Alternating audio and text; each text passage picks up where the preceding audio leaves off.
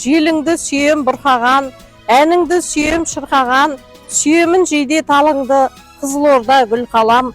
Құлпырдың демде түледің, үлбіреп гүлдей іреңің, Алашқа ана атанған, анамдай қамқор сыр елім. Құрметті қызылордалықтар, сыр Алаштың анасы деп қазақ бекер айтпаған. Сыр Алаштың анасы болса, Қызылорда қаласы руханияттың, бүкіл мәдениеттің, әдебиеттің қайнар көзі, алтын бұлағы. Қаламыз көріктенгеніне қоса біздің руханиятымыз толысып жатыр. Мәселен, Қызылорда қаласы бүкіл өңірлердің арасынан қазақ тілінің қаймағы бұзылмаған алтын ордасына айналып отыр.